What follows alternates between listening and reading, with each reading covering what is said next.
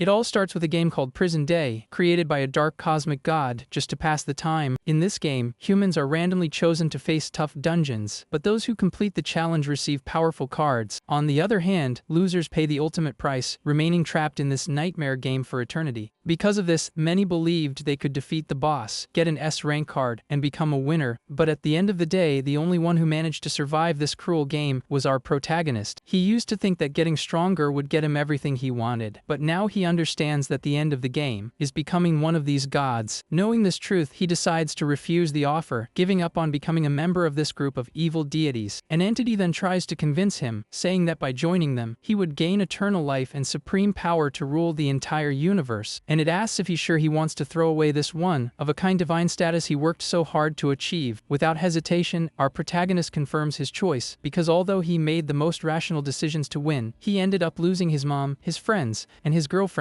We then see flashes of the protagonist's memories, showing that everyone important to him was lost in this game. The dark god then asks the protagonist what his next wish is, and the young man's only wish was to have a peaceful, normal life with the people he loved by his side. With that, he remembers his girlfriend asking him out on a weekend date. Fueled by this memory, the protagonist screams that the entity destroyed everything, and now he will erase this world and its painful history. Suddenly, a golden card begins to materialize in the protagonist's hand, and he warns the god to stop with the threats, as this card contains a power the entity can't control. Tokiya then reveals his time reversal card, which can erase everyone's memories and allow him to redo his life. Seeing this, the entity is stunned, unable to believe the young man managed to obtain such a card. The being remarks that this is interesting and hopes to meet him again before disappearing. After that, the golden card's time reversal effect is activated, and Tokiya swears he'll come back prepared and won't let anything precious be taken from him again. Suddenly, he wakes up with a jolt, showing that the card's effect had worked. He was in a hospital bed, completely disoriented and with no idea where he is. Looking around with a bewildered expression, the young man tries to process what just happened. The protagonist stares at his own hands, finally realizing he successfully managed to go back in time. He scans the room and wonders if he's really in Midorisaki's city hospital. At that moment, his mother enters the room and worriedly asks if he had another nightmare. She gently approaches and comforts him, saying she's there and he doesn't need to worry. Seeing his mother alive and well before him, Tokiya is utterly shocked, unable to believe that's really his mom. He remembers that in the previous timeline, her consciousness was sealed in the game, leaving her in a vegetative state. Overcome with emotion, the young man hugs her tightly, telling her how much he missed her. Confused by her son's reaction, she asks if his condition has gotten worse. We find out that Kurosu Tokiya has been hospitalized since childhood with a severe dissociative disorder. Because of this, he constantly hears the voices of multiple personalities in his head, but no one believes him, even though his condition prevented him from having a normal life. This was precisely the routine he had always wished for. However, a digital clock on the table reads 5:26, and time is running out. Tokiya realizes that prison day starts at 6 in the evening, which means he only has 34 minutes of freedom. His consciousness will be transferred, and if he loses in the game, his body in the real world will fall into a permanent coma. Knowing that newbies start in E-ranked dungeons, he rushes to write down all the strategies he can remember. Aware that the dungeons are simple if you know the rules, he declares he'll finish writing everything in just 10 minutes. Tokiya needs to write in a way his mother can understand to increase her chances, and also to help his friend Kita. His mother then advises him not to overdo it and mentions she's stepping out real quick to take out the trash. Watching her leave, he reflects that unlike his father, his mother never abandoned him. He remembers how his father squandered the family's money and simply left them behind. His mother raised him alone, facing countless hardships, and only now does he understand that the most precious things were always by his side. Abruptly, his room door opens and someone walks in. It was his friend Kita, bringing his favorite snacks, and the protagonist comments that it's been a long time. His friend is confused since they saw each other just 3 days ago, revealing that this is his childhood friend, Jado no Chikita. Kita was the only one who stood up for him as a kid when others treated him poorly because of his condition. However, in his past life, his friend lost his way trying to help him, and our hero vows not to let that tragedy happen again. Back in the present, his curious friend asks what he's writing, and Tokiya replies that it's a strategy guide. His friend questions if he should be playing games, as it might worsen his condition, but the young man insists he has to do this. Kita finally gets it, thinking it must be an incredible game for him to be so determined to play. The protagonist hands him the notebooks, instructing him to read one and give the other to his mother, leaving his friend baffled. He insists that Kita read and memorize as much as he can, promising it will definitely be useful later. Although finding his friend's behavior strange, the young man agrees and takes the notebooks. Tokia resolves that to protect those he loves, he must clear the dungeons, collect the cards, and become the strongest. The narrator explains that defeating monsters yields cards of various types, like weapons, items, and skills that grant powers. There are only 15 S-rank cards with absolute effects that not even the dark gods can interfere with, one of them being the time reversal card. Determined, Tokia states that the S-rank cards will be his trump cards and that he'll collect them all to defeat the dark gods. The clock on the table approaches 6 o'clock, and the time for the game to start is almost up. Looking at the clock and a photo on the table, the protagonist knows that prison day is about to begin. The photo shows him happy with his mother and Kita, but this peaceful life will be over in just 1 minute. A system notification pops up congratulating him for being selected as a player in the first group. The image on the table begins to glitch, with digital artifacts appearing over the family photo. At that moment, our hero's body starts to digitize as his soul is exported to the game. The system then begins the process of importing his game memories into his mind. Now in the digital space, Tokia vows that this time he will protect his loved ones and become the strongest again, and determined, he promises to defeat the foolish god who is toying with their world. A welcome screen for Prison Day materializes, wishing the players an enjoyable game. The system loads player data for Kurosu Tokia and creates the first E-class dungeon, the Office of Doom. Next, the system tries to erase his real-world memories but fails repeatedly. With the boss generation complete, the young man realizes everything is identical to his previous life. He finds himself in a dungeon that looks exactly like a real-world office. The protagonist knows that some players have their memories wiped, but for some reason, his remain intact. Already knowing what's coming, he braces himself for the opening E-class dungeon. The dungeon is called the Office of Doom, and several people are at their desks, oblivious to the danger. To clear this low-level dungeon, one must defeat 3 bosses, each with different abilities. Without wasting a second, the protagonist commands the system to open his status panel, and a blue screen appears. With that, Kurosu Tokia's status panel opens, revealing his player information. He notes that everything has been reset, and defeating the 3 bosses is now nearly impossible, so his priority is to level up his skills. The young man wonders about the unidentifiable blessing, and if it's connected to his past life memories. Regardless, he needs a skill card to defeat the first stage boss and plans his next move. Suddenly, an idea strikes the protagonist as he remembers something crucial about this dungeon. He recalls a secret side quest, and if he can get a skill card there, victory won't be so difficult. With 10 minutes left before the main mission starts, Tokia gets up, determined, knowing there's still time to act. Rushing through the office, he remembers the voice he's heard since childhood, noting it's gotten clearer since he was reborn. The voices spoke of saving the Earth, insisting that to win, they needed to merge their powers with his to defeat the Dark God. Confused by this, he wonders if he can obtain a power separate from the S-rank cards. He then stops in front of the men's restroom door, his destination. Deciding to unravel the mystery of the voices later, he enters the restroom, focused on the side quest. Upon arriving, he confirms this is the spot and that his first task is to unlock the treasure chest. A system notification informs him he has reached the secret location and the side quest is starting. A blue screen reveals the mission's name, the secret hidden in the men's room. Wasting no time, the protagonist kicks the stall door hard, yelling that he's going to clear this at top speed. Inside the stall, a small horned, blue creature is startled by the sudden intrusion. The system identifies the creature as the Cowardly Ogre, an urban legend perched on top of the chest. The little monster tries to look threatening, puffing out its chest and letting out a fierce growl to intimidate the young man. But with glowing red eyes, Tokia yells at the ogre to get out of the way or it'll face the consequences. The little monster cringes in fear at the protagonist's threat, looking like it's about to cry. With a terrified yelp, the small blue creature scrambles and leaps away from the young man. A system notification appears, informing him that the Cowardly Ogre has been defeated and he's secured the chest. The hero reflects that such a weak creature was guarding the treasure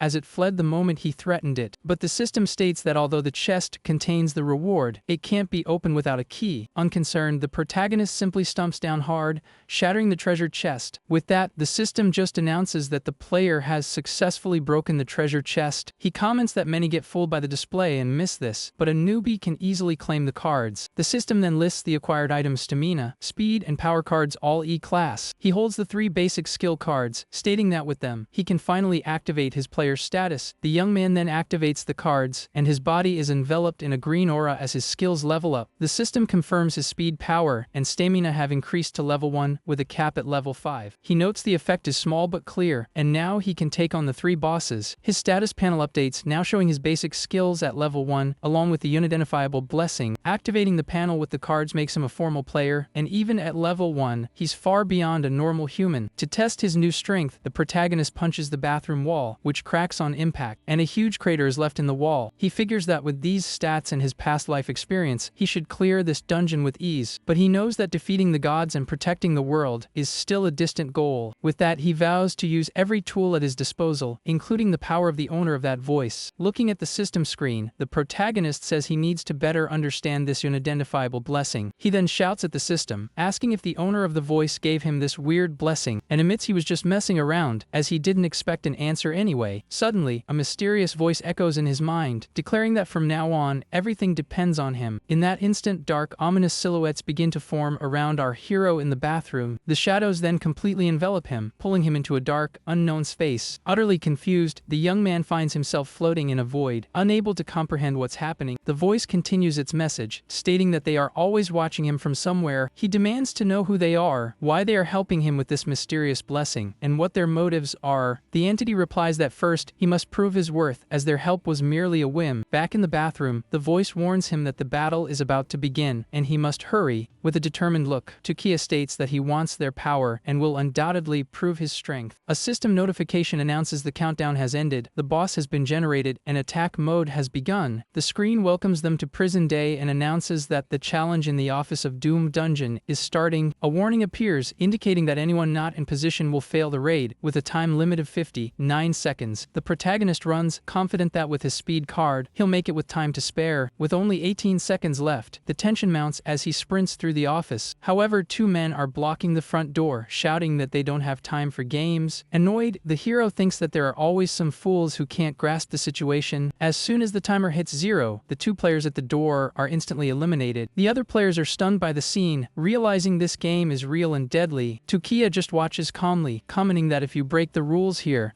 it's simply game over. Suddenly, a red digital gate begins to close, and everyone panics, not knowing what to do. A warning flashes indicating the boss will appear soon, and the battle against the E-rank monsters will begin. Amid the chaos, the silhouettes of the first boss and its minions appear before them. The protagonist already knew this would happen, and that to clear the dungeon, all bosses must fall. With that, the first boss materializes, looking like a janitor, and announces it's time to take out the trash. The system displays the stats of the E-rank scavenger boss, wielding an iron broom and a sharp dustpan. Its minions are the cleaners, E-rank monsters with much more basic stats and weapons than the boss. One of the players scoffs at the monsters, saying a mere E-rank is nothing to worry about. A huge man agrees, boasting that he'll take down those wimps with just a few good punches. Takia warns everyone to stay calm, as their strength defies common sense and they shouldn't be arrogant. He knows that even at level 1, these monsters are beyond what a civilian can handle, and brute force is a one-way ticket to elimination. The big guy gets angry and tells the protagonist to shut up, since he barely made it in time and has no right to talk. With a wicked grin, he declares he'll strike first and go for the top of the elimination rankings. The man is already dreaming of becoming a billionaire with cars, mansions, and women. High risk, high reward. He then charges forward, yelling for the monster to become just another stepping stone to his vast fortune. However, the boss stops the attack with its iron broom, which glows with an intense green energy. The brute is sent flying, crashing hard onto the floor and leaving the other players terrified. The boss then announces that the cleaning shift has begun, and its minions advance on the horrified players. The boss laughs, declaring that all the trash here needs to be sanitized, as players scream for help. But amid this chaos, our hero remains composed, preparing to spring into action. He launches himself at one of the monsters, landing a powerful punch that sends it flying backward. On impact, the minion hits the ground and dissolves into green light, signaling its defeat. The young man states that to clear the game, the boss must be defeated, and he needs to get stronger and claim an S-rank card. The other players are stunned to see someone fighting back, even after the muscular guy was taken down. One of the minions gets up, insisting it must continue cleaning the trash, proving it's not over yet. Wielding a broom, the protagonist attacks the monster with a powerful energy-infused vertical strike. The minion dissolves into light particles, and a red card appears in its place as a reward. He explains that the reward notification only appears if you land the finishing blow, otherwise, you have to finish the job. The players are baffled, wondering who he is, since he's clearly stronger than the muscular guy from before. The young man reflects that even at a low level, defeating these monsters can yield one of 3 cards. Without delay, the protagonist decides to activate the power card he just acquired in battle. The system confirms his power has increased from level 1 to level 2 with the card's activation. activation. Immediately after, another of the boss's minions appears, ready to attack our hero with its iron broom. He knows that after awakening, even a single level difference is enough to dominate an opponent. The monster charges with its broom, trying to strike our protagonist, but the hero declares that the monster isn't even worth his precious time. With a single swift and precise strike, he defeats the minion, which vanishes into light before him. He obtains another power card, raising his power level to 3 and making him even stronger. Suddenly, the young man senses an attack from behind and turns to defend himself. With a quick and precise move, he uses his iron broom to counter-attack and defeat the creature. Tokiya then says with an air of superiority that cheap shots don't work on him. A system notification confirms he's defeated another cleaner and obtained an E rank speed card. He holds the new green card, noting that speed is another crucial attribute for victory. The boss and its remaining minions turn to the young man, calling him filthy, disgusting trash. The narrator explains that due to aggro value, players with many eliminations are targeted more, increasing the difficulty. The hero knows the boss's skill boosts its power, so he must fight alone and take them down one by one. With that, the boss and its last two minions charge at our protagonist with everything they've got. Tokiya yells to the other players, telling them to throw things at the monsters to buy him time for a counter-attack. He thinks that if there's anyone here with potential, he can help them clear the dungeon, allowing more people to survive. However, the other players are terrified, saying they'll be eliminated if they attack the monsters. Seeing their cowardice, the protagonist realizes he'll have to create his own opportunity. The boss charges with its broom raised, yelling trash as it prepares to strike, but the young man hurls a keyboard at the monster, which blocks the attack and creates a small window of opportunity. The other players are surprised by his move, and the hero reacts, seeing that it worked. One of the players then shouts to the others that the young man is fighting for them and they need to help, but the man in the suit holds him back, yelling that normal people like them can't fight monsters. The boss becomes enraged at the players, declaring it will sanitize all these piles of trash. With that, the monster charges toward the other players, who scream in terror at its approach. A player screams in despair, begging for someone to do something as the monster closes in, but Tokiya acts quickly, taking down the two remaining minions at once and saving the young man. With a confident smile, he thinks that with his current stats, he can end this in a second, leaving only the boss. The system rewards him with another speed card and a power card for defeating the minions. The boss then turns to another player, shouting that it needs to sanitize the trash, while the man begs for help. Then the protagonist appears behind the monster and coldly states that the only trash here is him. With a single precise and powerful strike, he finishes off the boss, which collapses with no chance to retaliate. The system congratulates player Kurosu Tokiya for successfully defeating the first stage boss. With that, the contribution ranking is unlocked, and the young man receives prizes for defeating the boss. With 700 points, he ranks first and discovers that leaders receive the number 1S rank card. He reflects that he didn't get this card in his past life, and wonders about its power. He notices the other players haven't defeated any monsters yet, but knows staying at the top will be a challenge. It's explained that the ranking includes all players invited to the first dungeon worldwide. The arrival of Prison Day occurred simultaneously across the globe, affecting countless people at once. He remembers that in his previous life, there were many powerful individuals with unique and incredible abilities. Since the rewards and rankings change with each dungeon, he must always clear them with a perfect score. Now stronger than ever, he vows to defeat the Dark God, and for that, he needs the number 1 card. The system then displays his rewards: 2 stamina cards and 2 special cards, Purity and Iron Seed. He's surprised by the Iron Seed, commenting that he got lucky as it can create a weapon based on his aura. The Iron Seed card creates a dedicated iron weapon and offers a chance to obtain a special one. He thinks the best possible weapons would be a sword or a katana and hopes for good luck. The protagonist then turns to the man in glasses who helped him earlier, startling him. Tokiya notes that the man helped him in a dangerous situation, a quality needed for a good player. The hero thanks him for distracting the boss, but the man humbly says he was just trying to save himself. Because of this, he offers the man some cards, explaining they can awaken his powers and help him, but the man in glasses feels embarrassed and refuses, insisting the protagonist is the one who should use them. Tokiya insists, telling him not to be shy, since he helped and deserves the reward. He then demonstrates how to use the cards, thinking he needs to boost his own attributes for the second stage. Without wasting another moment, our hero activates his own cards to prepare for the next challenge. His power and speed stats rise to level 4, and the man in glasses finally understands the process. Adachi then activates his cards and feels his body become lighter, experiencing a level up for the first time. His status window appears, revealing his name, Adachi Fumihiko, and his new basic attributes. He's shocked to see he's gained experience points without directly defeating a monster. Tokiya explains that simply contributing to a fight grants experience, and leveling up also boosts attributes. Adachi then asks for our hero's level, and he replies that he's already at level 4, leaving the man stunned. Next, we see Tokia's updated status panel, showing he has already reached level 4 in everything. He then picks up the iron seed, excited to see what weapon his aura will generate. The seed begins to transform in his hand, releasing an intense and powerful blue energy. The sword is a growth-type weapon that absorbs an opponent's HP and gains a new skill every 10 levels. He comments that it's not bad at all, and being a rare weapon, it could rival a C, rank 1. Adachi is baffled, saying this is more than amazing and exactly what you'd expect from the one who defeated the monster. The protagonist thinks the new weapon is nowhere near what he used in his past life, but admits it has potential. A system notification congratulates everyone for successfully clearing the first stage of the dungeon. Immediately after, the second stage is announced, and all players must proceed to the boss's cafeteria. The young man realizes everything is unfolding exactly as it did in his past life, which calms his nerves. He then invites Adachi to join him, and the man in glasses accepts without hesitation. Tokiya explains he wants a smart companion for the future, and Adachi is an excellent choice. Thrilled with the opportunity, the man accepts, and the protagonist hurries them to the next location. The other players then start begging to be taken along, promising rewards and favors. One player argues that if he's so skilled, he should help others and take everyone with him. With his eyes glowing red with fury, the protagonist threatens to crush the man if he doesn't move. The players are utterly terrified by the threat and our hero's intimidating aura. Without another word, he and Adachi walk past the other players, who clear a path in fear. One of the players comments on his terrifying gaze, and how that look sent a chill down his spine. Adachi asks if he's really going to leave the others behind, but the protagonist says they'd only slow him down. He coldly states that he has no duty to save everyone, and that he's no saint. Adachi then promises to do his best not to be a burden, and Tokiya warns him about the next boss. The man in glasses is intrigued by the mention of mental corruption and asks if it's a debuff from the monster. They arrive at the boss's cafeteria, where the system instructs them to be seated to participate in the second stage. Upon entering, the delicious aroma of food fills the air, and a red monster appears before them. Adachi lets out a startled scream as the bright red monster suddenly materializes in front of him. Tokiya warns him to sit down quickly, or he'll be eliminated like the others who didn't follow the rules. They take their seats, and the man in glasses comments that since it's close to the first stage, no one should be late. But the protagonist counters that if they make the wrong choice, they won't make it in time. Meanwhile, the other players are desperately running down the hall, regretting not leaving sooner. The countdown hits just 10 seconds, and the tension rises for the late players. They finally reach the cafeteria and scramble to find a place to sit. The timer then hits 0, and the system announces the end of the countdown for the second stage. One of the last players to arrive stands at the door relieved, thinking he's safe. But suddenly, he feels a terrifying presence right behind him, and his eyes widen in fear. The stage boss attacks him from behind, declaring his time is up, and he's out of the game. The other players are shocked, realizing the red cook is the stage boss. With a cart full of bizarre food, the boss orders all players to eat. Adachi grimaces in disgust as the boss serves a disgusting green sludge on his plate. The meal seems to be made from the monsters of the previous stage, making it even more grotesque. The reflection in Adachi's glasses reveals his pure terror and revulsion at the situation. He then realizes the substance in the food is one of the monsters from before, and is horrified. The system warns that looking at the food will cause mental corruption, lowering their stats. Adachi worries that with reduced attributes, clearing the dungeon will be much harder. But Tokiya stares at the disgusting meal and calmly tells his friend that's not all. A system notification declares the underworld banquet has been served, and leaving leftovers will result in retaliation from the monster. With 7 minutes remaining, a warning informs that if a player's mental value drops to 0, they will be disqualified. Adachi panics as if they don't eat, they'll be eliminated, but he can't imagine swallowing that stuff. With a confident smile, Tokiya agrees it's tougher than the first stage, but he knows the way to clear it. His friend offers to help, but the hero tells him to wait and use the purity card if needed. The mental corruption intensifies, and the system informs that the player's mental power is steadily decreasing. One female player says that just looking at the disgusting food makes her want to throw up. The protagonist knows that with their skills reduced by the corruption, defeating the 4 monsters is impossible. The standard strategy is to eat the banquet and distract the monsters, but that yields only minimal points and rewards. Suddenly, the system announces that his unknown blessing has made him immune to mental attacks, which shocks him. With a confident grin, the young man declares that now they can clear it using the hidden high difficulty rule. He's excited because now they can aim for the high score rewards to protect his ranking. One of the players rebels, throwing his plate on the floor and yelling that he won't eat that crap. Adachi notes the man's mental state hasn't collapsed, and Tokiya explains that the mind deteriorates faster. The player completely snaps, stomping on the disgusting food on the floor while laughing and shouting that he absolutely will not eat. In that instant, the boss appears and lands a powerful blow on the player who refused the food. The monster warns that if he doesn't eat, he'll be eliminated, but the fallen man still refuses to comply. The boss then grabs the player's face, its hand glowing with an intense red energy. The man is dragged away by the monster, still laughing hysterically and refusing to eat the sludge. The kitchen door slams shut, taking the disobedient player and the boss with it. One of the players says that if they don't eat, they'll be removed, but there's no way to stomach that food. A system alert shows that no player has finished the banquet, and everyone's mental strength is now at 60%.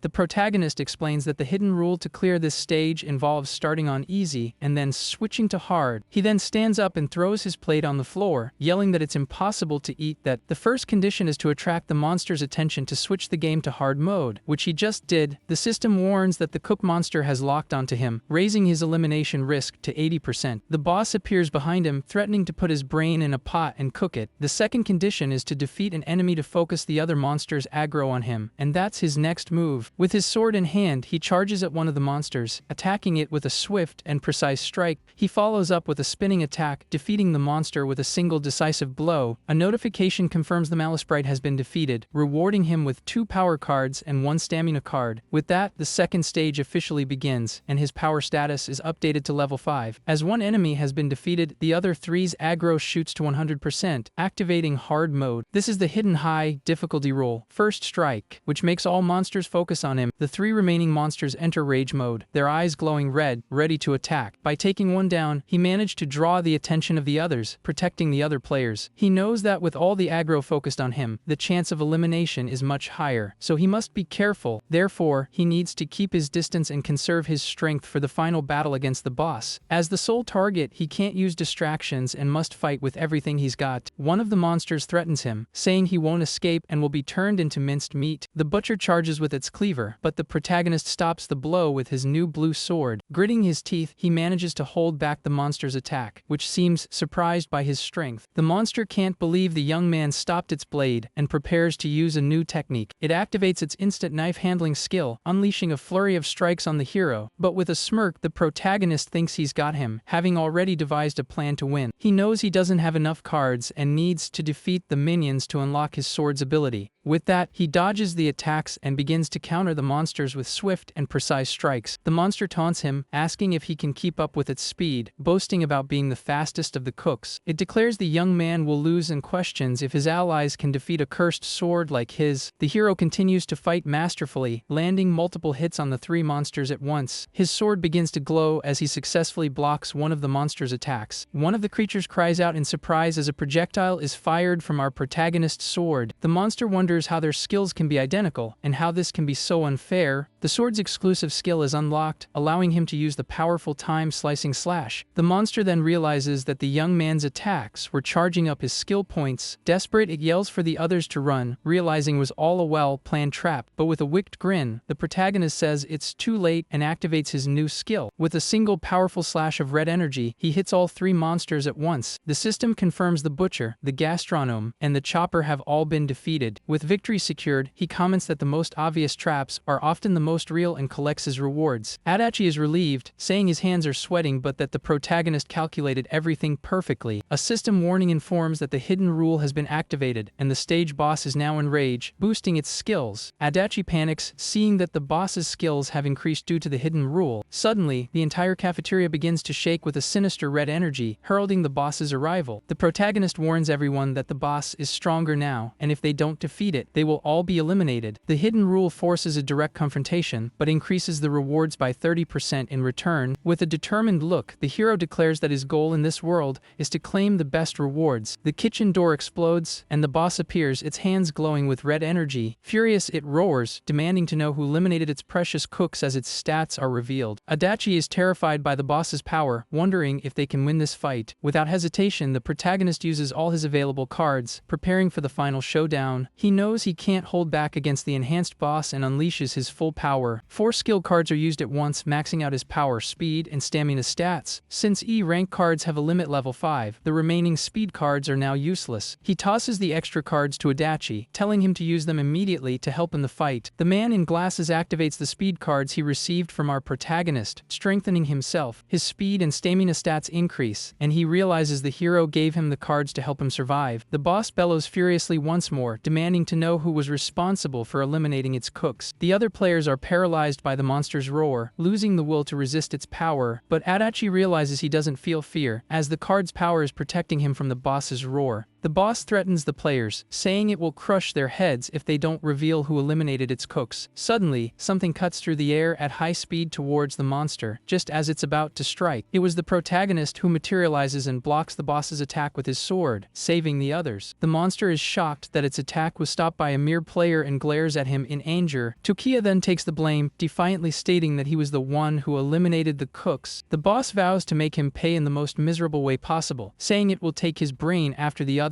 But the hero cuts him off with a smirk, retorting that he'll be slicing his neck before that happens. The monster laughs, challenging him to try as it charges with its cleaver, ready for an all-out assault. The impact of their clash creates a powerful shockwave that cracks the cafeteria floor. Adachi shouts the protagonist's name in concern as he sees him thrown back by the boss's sheer force. But the young man gets up, reassuring his anxious friend that he's fine. He reflects that it's been a long time since he heard someone call him that, and his mind drifts to the past. In his previous life, his friends called him by that name, but they were all lost along the journey. He then sadly remembers how his comrades fell, leaving him completely alone. With a grim expression, he wonders why he was the only one to survive amidst so much tragedy. The boss charges again, yelling that it will slice him to pieces and preparing for another powerful attack. The protagonist thinks that he didn't understand back then, but now he knows what must be done. He glares at the monster with determination, shouting for it to prepare for the end with a deathly look. The two then clash their weapons once more, with the impact of the battle echoing throughout the cafeteria. The protagonist's sword begins to glow with an intense red energy as he readies his final attack. The boss is surprised by the speed of the young man's attack, wondering if he was holding back before. Using his slicing slash ability, the protagonist unleashes a barrage of red slashes. He reflects that he survived his past life because he was brave and never hesitated. With a cry of determination, he declares that more than anything, he always wanted to win and be the best. He vows that nothing will stop him from achieving victory. But it's not just about winning. The protagonist states he wants to protect everyone's life and preserve a normal, peaceful world. The system announces the second stage boss has been defeated, and the reward is increased by 30%. His rewards include power, stamina, and speed cards, along with a special memory card. He also receives a surprise buff from the boss that increases one skill by 3 levels for 10 minutes. The hero realizes that without triggering the hidden rule, he wouldn't have earned the extra contribution points. He then opens the ranking screen to check his current score and the status of other players. With 1,700 points, he remains in first place and sees the same top players from his past life. He knows they are all talented and will undoubtedly become key players in the future. The dark gods won't leave them alone, preparing cruel stages where many strong players were sacrificed. But in this life he plans to acquire the S rank card that can resist them and eagerly awaits their reunion. He then glares at the images of his former rivals, bracing himself for the challenges to come. A system notification congratulates everyone for clearing the second stage and announces the start of the final stage. The remaining time is just under 5 minutes, and all players must proceed to the underground lobby. With a serious expression, the protagonist prepares himself, as the final and most challenging stage is about to begin. He then calls his friend Adachi, who responds promptly, ready to follow his lead. Adachi timidly follows the protagonist, feeling somewhat intimidated by his powerful presence. He then gets the young man's attention and offers him a handkerchief, which leaves the hero a bit confused. His friend holds out the handkerchief, moving closer to offer the small gesture of kindness. Tokiya asks if it's a napkin, and Adachi explains he found it on a table and thought he could wipe his face. With a sheepish smile, he adds that if he were more useful, his new friend's burden would be lighter. The protagonist is touched by the gesture, thinking that there really are many good people in the world. He reassures him that's not true, and that he's been a great help, which moves Adachi. Suddenly, several blue creatures appear in the hallway, announcing that the 2 previous stages have been breached. With a wick grin, the monster tells everyone not to hold back and to devour everything in their path. The countdown to reach the lobby begins, giving them just over 4 minutes to get there. Adachi asks if the trick to beating the boss was his speed, and if having high stats guarantees victory. The protagonist explains that it's not that simple, as it also depends on individual skill. His friend then worries, admitting he's bad at sports and wouldn't be able to dodge attacks even with level 5 speed. Adachi looks at him with admiration, thinking he must have undergone special training to be so strong. They stop at the top of a staircase, and the hero prepares to give his friend the next set of instructions. He tells Adachi to wait there and warn anyone who arrives not to run, which confuses the young man. Tokiya explains it's a crucial hidden rule, and if they're judged for fleeing, they won't be able to get out. Adachi asks what's wrong, but the protagonist doesn't answer and simply turns to go down. He says that since his friend didn't defeat the boss, it would be too dangerous for him to go down. Adachi understands and promises to warn everyone with a salute, making Tokiya think his friend is a good guy. He knows that with help, he can easily unlock the hidden rule, but doing it alone will be tough. Tokiya is aware that the third stage contains 10 level 5 guards and 1 level 7 boss. It's a much harder stage than the second, with formidable guards and an even stronger leader. In his past life, the only way to clear it was by cooperating and fighting the enemies as a team. Suddenly, he hears someone call his name from the top of the stairs and turns to see who it is. A smirk crosses his face as he realizes the person he was waiting for has finally arrived. In his past life, this person also discovered the hidden rule and was the key to their group's victory. His name is Kanami Yuya, and in the previous timeline, he stood out even before our protagonist. Adachi tries to deliver the "don't run" message, but Yuya misinterprets it as a taunt. Tokiya steps in, clarifying that it's not a joke but a warning from a teammate. Yuya acknowledges his impressive performance in the second stage, admitting he didn't need any help. But now that he understands the situation, he wants to challenge the hero to prove who's stronger. He lunges to attack, but the protagonist warns him to focus on defeating the next boss first. The hero states that he's facing the wrong enemy, and that they should join forces to win. With a single, swift, and precise strike, he hits Yuya in the chest, sending him flying backward. The young man is shocked by Tokiya's superhuman strength, unable to believe what just happened. He wonders if it's a game-induced boost or some kind of special skill he's unaware of. The protagonist then offers Yuya 3 cards, inviting him to join the battle. With a suspicious look, the young man asks what he means by "join you," and stares him down. The hero confirms, adding that if he joins him, the 3 power cards are his. The protagonist then flicks a memory card at Yuya, which hits him square in the forehead. The green card glows brightly, beginning to restore the young man's memories and leaving him stunned by the sensation. Tokiya knows that erasing memories makes it hard to unite, as without them, there's no reason to protect anything. He's aware that the Dark God understands human nature, and this is its greatest weapon against them. The memory awakens Yuya's recollections, and a green aura completely envelopes him. The hero says he knows who Yuya cares about and asks if he'll accept his proposal now. Yuya remembers his younger brother and realizes he needs to survive to see him again. He then asks if by joining the protagonist, they are guaranteed to clear the dungeon. With a confident smile, Tokiya assures him they are and tosses him the 3 power cards. Yuya promises not to forget this favor and activates the cards, boosting his power stats. Tokiya announces he'll go on ahead, as there are still enemies to be defeated along the way. He then activates his own power cards and the surprise boss buff to prepare himself. The hero knows that even at level 7, the next boss will be a challenge, and he needs more power. Fortunately, the buff increases his power by 3 levels, making him significantly stronger for the battle. With a smirk, he thanks the boss for the help and notes that his power has gone up another level. Suddenly, several blue monsters appear before them, ready for the stage's final combat. The monsters taunt the two, calling them scrawny and claiming they won't withstand their powerful attacks. For the first time, Yuya feels the intimidating presence of the monsters and is a bit unsettled. He then wonders if just the 2 of them can really defeat these powerful creatures, but the protagonist reassures him, stating that the 2 of them are more than enough to win. The system displays the player's stats, with Tokiya at power level 11 and Yuya at level 2. With his power boosted, the protagonist declares that he is now the stage boss and prepares to attack. He charges at the monsters with his sword drawn, but Yuya yells for him to wait and not rush in. The young man thinks the hero's actions are suicidal and doesn't understand why he's taking such a risk. Yuya remembers his underground fights, where he always faced strangers in dangerous combat. He knows the best strategy in these situations is to carefully analyze the opponent. With a confident smirk, his opponent charges forward, aiming a powerful and precise punch. He closely watches the enemy's movements, preparing to counter and defend. With a swift move, he dodges the blow and lands a powerful punch that instantly takes down his opponent. But Tokiya warns him not to charge in blindly, or he'll be defeated by the blue monsters. One of the guards calls him a weakling and threatens him with its electric baton as its stats are revealed. The monster then launches a preemptive strike, trying to hit the protagonist with its baton. With his sword ready, he prepares to counter, delivering delivering a powerful and precise blow. Yuya is impressed by the young man's speed and power, wondering if he was holding back before. The guard senses something is off with him and orders the others to use their skills and attack as a group. With 56 seconds remaining, a system alert warns all players to enter the underground lobby. The two then face each other in silence, preparing for the final combat that is about to begin. Yuya and Toki exchange glances, bracing for the battle that awaits them in the underground lobby. He knows that as a hidden rule, the enemies will attack the moment they step into the lobby, even during the countdown. With his sword glowing blue, he attacks the guards with a powerful, spinning slash. With 49 seconds left, he thinks that he needs to defeat as many monsters as possible to protect everyone. Adachi tries to calm the other players, assuring them they have plenty of time to reach the lobby. The protagonist realizes his friend understood the plan, and is pleased with his quick thinking. With 21 seconds left, Adachi instructs everyone to enter the underground lobby in an orderly fashion. He understands the hero's intention is to buy time until the last second, preventing anyone from entering the lobby prematurely. The countdown hits just 12 seconds, and the tension rises for the players who haven't entered yet. Yuya argues that the enemies aren't that strong, and that they should help the protagonist in the battle, but Takiya yells for him to stay back and not interfere in the fight against the blue guards. The monsters comment that the young man is too strong, and that they need to recharge by targeting the other players. The hero then gets Yuya's attention, declaring that now it's his turn to join the fight. One of the guards charges at the players, but Yuya steps in front to protect them from the attack. With a roar of anger, he tries to block the monster's blow, but is sent flying backward. He then yells at the monster not to dare touch the others, realizing there's a reason the hero is protecting them. Yuya tries to hit the guard with his fists, but finds that his punches aren't dealing any damage. He then wonders how the protagonist is managing to fight against such powerful monsters. Adachi tells everyone to stay quiet so they don't attract the monsters, adding that the hero will handle it. The other players agree, deciding the only thing they can do now is trust them. They then hope the two can hold their ground and not fall to the blue monsters. The protagonist realizes his sword skill points have fully accumulated. One of the guards then orders the other monsters to attack all at once and end the fight. With a confident look, the protagonist says he was thinking the exact same thing as the monsters. He then unleashes his time-slicing slash, hitting all the guards at once with his powerful ability. Adachi and the others are in awe, commenting on how amazing it is to have someone so strong on their side. Meanwhile, Yuya struggles to take on a single guard, wondering how the hero is so overwhelmingly powerful. Tokiya then faces the last guard standing, warning with a cold look that he's next. But this guard is the final level 7 boss, and it stares back at the young man with a psychopathic grin. The monster says it takes pleasure in finishing off guys like the protagonist and readies itself for battle. The other players are terrified by the boss's level 10 power and start doubting their chances of victory. The hero charges forward, remembering that in his past life, this boss took down many people in a long, drawn-out fight. With his sword, he unleashes a powerful slash of red energy toward the enemy, but he thinks that this time, he alone will be more than enough to win. The boss lets out a maniacal laugh and manages to block our protagonist's powerful attack. Unrelenting, Tokiya pushes forward with determination to continue the combat. He uses his ability again, unleashing a torrent of red slashes upon the giant monster. Under the barrage of blows, the final boss is completely annihilated, dissolving into light. The system then displays the young man's status screen, revealing he has leveled up to 8. He realizes that by defeating the weaker monsters, he obtained cards that significantly boosted his power. The protagonist reflects that the best part about fighting alone is claiming all the XP and cards for himself. Adachi and the others are in shock at his inhuman strength, vowing to follow him forever. Seeing only one monster left, Yuya charges, yelling that he'll finish it with a single punch. But the monster retorts furiously that Yuya is the one who's going down. However, before the redhead can attack, the protagonist appears and slices the guard in half with one blow. Yuya collapses to the floor, stunned, unable to believe he instantly defeated the monster he struggled so much against. A system notification congratulates everyone for clearing the dungeon and displays the ranking with Tokiya at 99%. With a confident expression, the hero awaits the reward calculation, wondering what bonus he'll receive. The screen reveals that the survival reward allows them to take everything back to the real world. The other players are ecstatic to see they'll also receive rewards for their efforts. The protagonist thinks that clearing the dungeon grants a basic prize that helps with survival, but there's a catch. In his previous life, stronger individuals began using their powers for evil in the real world. Therefore, this time he decides he must establish rules to manage players as soon as possible. For that, he needs support and knows his high ranking will attract some powerful figures. The overall contribution ranking screen places him firmly in first place with a 3,000-point lead. He sees himself as the undisputed leader, and to everyone else, he's the one who calls the shots. At that moment, all the players receive their abilities, feeling their bodies grow stronger stronger and lighter. Adachi is also thrilled to see his new attributes, even though they're all at level 1. Yuya also checks his panel, feeling much stronger with his stats now at level 2. As for the protagonist, he examines his status and sees his power has reached an impressive level 15. The system then announces that contribution rewards will be generated based on each one's percentage. The two young men wonder if they'll receive anything with such a low contribution, lamenting they didn't fight more. Tokiya is also unsure what he'll receive, as his contribution in his past life wasn't nearly as high. Adachi is pleased because with his new power card, he can increase his skill score again. Meanwhile, Yuya boasts about getting 2 cards, saying his contribution was amazing. They then look at the protagonist, wondering what kind of reward he'll get. With a smile, the hero says this is all new to him as he receives 3 glowing cards. His rewards are a card that raises stats to level 10, another that allows for a class change, and a third that summons allies. He's thrilled, realizing he can now boost his skills and gather allies simultaneously, feeling incredibly lucky. Suddenly, the ground begins to shake, and the other players panic. Not understanding what's happening, they realize the dungeon is collapsing and wonder if they can finally return to reality. The protagonist confirms that upon clearing a dungeon, they can return to the real world for a short time, but he warns them that the world has changed and that the creator of this deadly game is trying to destroy everything. The others are shocked, wondering who in the world would do something so terrible. Tokiya then tells them he's counting on everyone to do their best in the next dungeon that appears. He encourages them to gain power to defeat the villain who trapped them and to protect the world. Adachi is confused by the word protect and doesn't quite understand the hero's speech. Yuya, however, just eyes him suspiciously, thinking the protagonist is making some very bold claims. A system notification that announces that for placing first, the young man has earned a special S-rank card. A shadowy entity materializes, stating that if he proves himself worthy, it will grant him the power of a god. Suddenly, the protagonist wakes up back in his hospital bed, realizing he has returned to the real world. He sighs, hoping the others will believe him, as he needs more power to save the world. At that moment, a nurse rushes into the room, shouting to the doctor that the patient has finally awakened. The doctor confirms he is completely lucid and his vitals are all normal, but he reveals that hundreds of thousands of people have fallen into a coma, just like him in the last 3 days. The doctor notes the young man was the first to wake up and asks if he knows the cause of the mass coma. However, Tokiya ignores the question and with a serious look asks the doctor where his mother is. The man leads him to her room, explaining that she also fell into a coma and has not yet awakened. In a professional tone, he states that in medical terms, the protagonist's mother is in a vegetative state. The hero then realizes that just like in his past life, his mother was also chosen as a player. He knows that not all players are sent at once and that those who fail end up in this condition. Looking at his mother, he remembers that those chosen for the game simply cannot return. With that, he touches the golden card in his pocket, reflecting that his greatest wish is about to come true. His only desire was for his mother to live in peace, free from any more suffering. He then reveals that he possesses the special S-rank card number 1, called Free. With it, he can prevent someone from being chosen for the game and also gain a special ability. Resolved, he decides now is the time to use the card and free his beloved mother from this deadly game. The doctor is blinded by the intense golden light, wondering what on earth is happening. Shocked by the scene, the doctor adjusts his glasses, trying to comprehend the phenomenon he's witnessing. With eyes wide in amazement, he stammers that he just can't believe it. His mother then wakes up, confused, asking where she is and calling for her son and the doctor. Without a second thought, the young man rushes to hug his mother with all his might, completely overcome with emotion. With a gentle smile, he tells her that from this day on, she no longer needs to fight and suffer. The doctor is stunned by the scene, wondering if what he just witnessed was a miracle.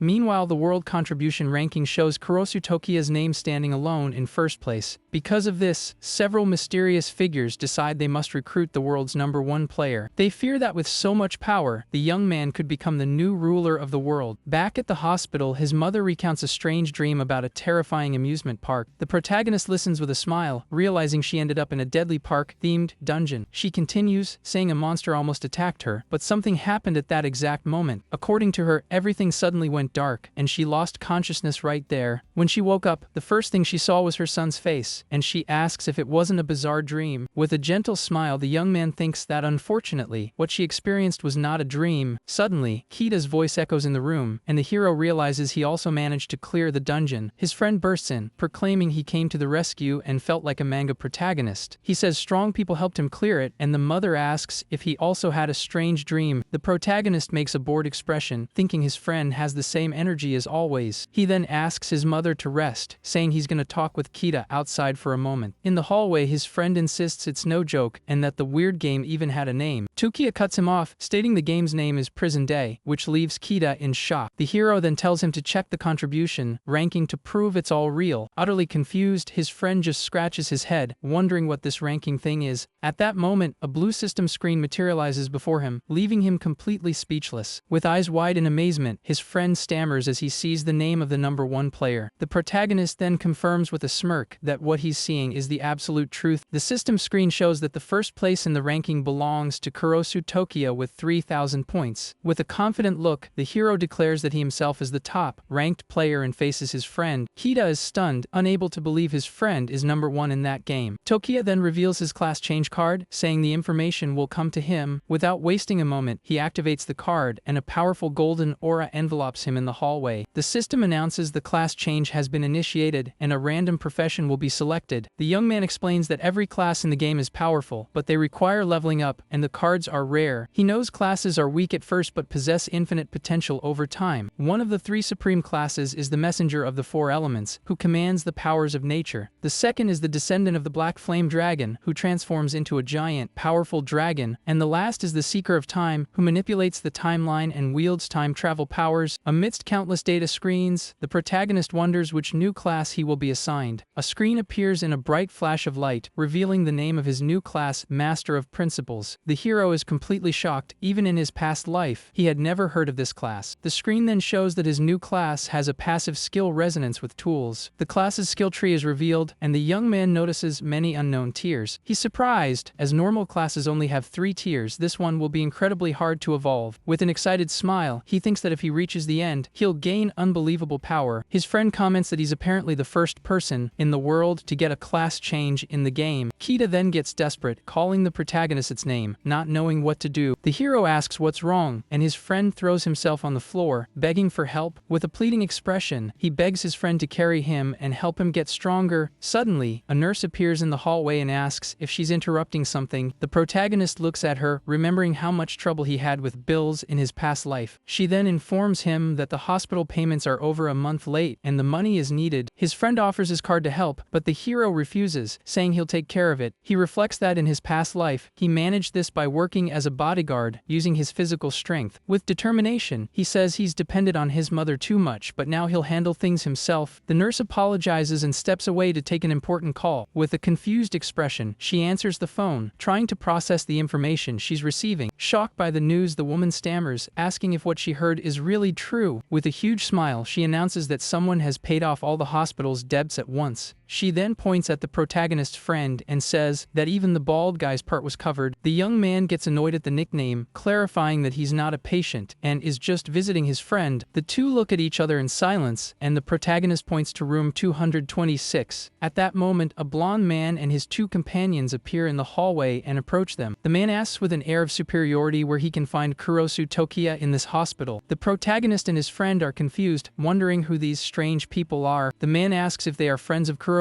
and requests they pass on an important message. With a smirk, the protagonist thinks that the big players of Prison Day have arrived early. His friend then asks what they want with Tokia, eyeing them suspiciously. Kita analyzes their clothes and realizes they seem to be very important individuals. He then wonders if they've come for his friend, because he's the world's number 1. His friend reflects on the money they paid, imagining how much a lifetime of expenses would cost. The nurse then whispers to the protagonist that those were the people who paid the bills. The hero calmly replies that he already knows, leaving the woman a bit confused by his reaction. Without missing a beat, the young man introduces himself to the group as Kurosu Tokia. The blonde man is impressed that he remains expressionless in their presence, and that he's so young. The protagonist knows these people are influential in various fields and analyzes them carefully. The blonde man is Sumulsho, head of a major corporation and a rising star in politics. The one in the suit is Kadoichi, CEO of a tech company with strong ties to the military. The woman is Urara, president of the X Group, which holds vast energy resources resources and global influence. The group's leader says it's an honor to meet him and prepares for a formal introduction. But the protagonist cuts him off, stating he already knows who they are and tells them to get to the point. The blonde man is surprised by the young man's audacity, not expecting such an attitude. The man in the suit thinks the world's #1 player is indeed as impressive as the rumors suggest. The woman smiles, thinking the hero is a much more interesting person than she imagined. The woman then invites him to move to another location, as they have prepared a special room for their talk. But the protagonist refuses the offer, telling them to talk right there in the hospital waiting room. The two men exchange a brief glance, a silent acknowledgement that they understood the young man's message. The group's leader agrees, and they all move to the waiting room to begin their discussion. The woman smiles, thinking he's doing this to maintain the upper hand in the negotiation. The nurse and his friend are shocked, unable to believe he could barely pay his bills moments ago. The hero then calls his friend, asking him to bring the strategy guide he gave him earlier. Kita sheepishly scratches his head, asking if it's really necessary for him to fetch that guide. With a guilty expression, he confesses that he thought it was a joke and threw the guide away. Desperate, his friend runs down the hall, saying he'll retrieve the guide right now. The protagonist is annoyed, thinking this is why neither he nor his mother received any rewards. The woman then curiously asks about this strategy guide he mentioned. He calmly replies that it's the strategy guide for the game's beginner dungeons. The three are stunned, telling him to stop joking, as the game has barely started. With a smirk, he says that whether it's true or not, his friend will soon find out. The nurse is startled by several men in suits standing at the door and asks who they are. The blonde man reads the guide and is shocked to see it describes the exact dungeon he experienced. The other two also confirm that their dungeons are detailed in there, down to the last detail. The protagonist's friend asks if it was all true, and he confirms with a smile. Kita then laments that he missed a huge opportunity to get ahead and feels incredibly frustrated. The group's leader apologizes, admitting his power exceeds their imagination and that they are not qualified. The protagonist crosses his arms and, with a smile, asks what else they have to say. The woman comments that with such a guide, it's as if he can predict everything that will happen in the game. With a smirk, he confirms that's exactly the case and that he knows everything. He reflects that in his past life, survivors posted the details online, and he memorized everything. All that past effort is now paying off, serving as his trump card against the dark gods. He then leans forward and asks directly what they want from him now. The group of powerful individuals exchanges a look before answering his question. The three bow respectfully, asking the young man to become their advisor. The blonde man admits that the feeling of walking a tightrope in the dungeon was truly terrifying. The man in the suit believes that with the hero's help, they won't have to face that situation again. The woman adds that they will be forced to return to the game, and they don't want to do poorly. Kita watches the entire negotiation in silence as his friend takes control. Therefore, the group's leader declares with determination that they will accept any condition he imposes. With a casual air, the protagonist says he doesn't mind becoming their advisor. His friend's eyes sparkle with excitement, thinking his partner is incredibly cool. He then reflects that his friend's family is poor, and what they need most is money. The young man already imagines himself swimming in cash and going on a shopping spree with his best friend, but the protagonist cuts him off, stating he has 3 conditions for accepting their offer. His buddy swells with pride, thinking that as expected, his friend is a true master of negotiation. The group's leader says that even 30 or 300 conditions would be fine, but the hero surprises him. His friend is shocked, lamenting that he didn't ask for more when he had the chance. The protagonist's first condition is to publicly release the strategy guide for everyone. The group's leader is surprised, asking if he's really going to give away something that could save lives for free. The man in the suit agrees, stating that the value of that guide is beyond anyone's imagination. The woman comments that this just proves how dangerous the game really is for everyone. The hero then looks at them and asks if he didn't just show them the guide for free. The group is speechless at his response, realizing he has a valid point. He then explains that his goals differ from theirs. He wants to save more people. With a serious look, the protagonist warns that if they don't accept, the discussion ends here. They realize the young man is serious, and the woman admires him for not being swayed by profit. The three then bow again, promising to fulfill the first condition immediately. The second condition is to establish a player management agency with very clear rules. The blonde man smiles, assuring him they can relax as they were already planning to do just that. He then prepares to announce his final, and perhaps most important, condition for the deal. The group tenses up, wondering if the last condition is something even they can't fulfill. His friend then yells at the protagonist to ask for money, calling it his last wish, but the hero ignores him and says he wants a house, so he and his mother no longer have to live in the hospital. He looks at his mother in her bed, saying he just wants her to live a normal, peaceful life. The three are bewildered by the simple request, and his friend facepalms palms in frustration. The protagonist adds that, if it's too difficult, he can withdraw the request. As he doesn't like the feeling of begging, the group pleads with him not to withdraw, insisting that preparing a house for him is an easy task. With a smirk, the protagonist tells them not to get so worked up over his request. The leader apologizes for the scene, and the other two just laugh sheepishly at the situation. They think that of all the conditions, this is the easiest and the one that will most increase his favor towards them. He then ends the matter, saying he needs to go back to his room as he has other things to attend to. The hero warns that the countdown to the next prison day will begin soon. The three are shocked by this information, asking if what he said is really true. At that moment, a 3-day countdown appears before them, proving the young man was right. He then informs them that as soon as they fulfill the second condition, he will provide the strategy for the next dungeon. The three bow respectfully, saying they will do as he commands without question. The protagonist then turns and heads back to his hospital room to rest. The powerful group watches the young man leave, preparing to carry out his orders. One of the security guards informs them that someone wishes to meet with the protagonist. The man in the suit gets annoyed, telling him not to bother the protagonist and to have the person wait outside, but the security guard stammers, asking if the young woman who arrived is the girlfriend of the young man in the room. The group is surprised by the question and turns to see who this person is. Kita then freaks out, saying the girl is Mr. Kurosa's person and that they make a great couple. With a look of betrayal, he grabs the man in the suit, demanding to know how Tokia got a girlfriend. But the young woman cuts in, telling him not to say things that cause misunderstandings, as that's not the case. Her friend ignores her, continuing his dramatic display, insisting he won't let her pass. One of the women from the group glares at the girl with contempt, commenting that it's been a while. The protagonist then recognizes the girl and says with a serious look that so it was her all along. With a wicked grin, the young woman remembers how she rejected and humiliated him in front of everyone in the past. He thinks that he never had feelings for her, but now she has also become a player. The girl approaches with a bouquet of flowers, saying she's sorry for what happened in the past. The powerful group senses the hero's genuine hatred for the woman and decides to wait before intervening. His friend explodes, accusing her of insulting the protagonist in front of the whole school. She claims she was young and foolish and now deeply regrets her actions from back then. But the young man cuts her off, saying she only came crawling back because she saw his name on the ranking. The young woman is speechless at the accusation as the others glare at her with disdain. The woman from the group realizes the girl is just an opportunist and sizes her up with a single glance. The girl tries to defend herself, pleading for him not to let her go down alone in the dangerous game. His friend gets furious, shouting that she didn't just reject him, she insulted and humiliated him. The protagonist calms him down, reminding him they're in a hospital and need to leave. Before leaving, he looks at the girl and states that for the record, he never liked her, not for a second. She panics, saying that if he saves her, she'll even let him be her boyfriend, and whatever else he wants. The girl runs after him, promising she'll never leave his side if he helps her, but as she reaches the door, she's blocked by two huge security guards who stare at her sternly. The two men in suits and sunglasses won't let her pass, looking down at her with an intimidating glare. Unrelenting, she claims to be Tokia's girlfriend and demands they let her through immediately. The woman from the group then comments that it doesn't seem like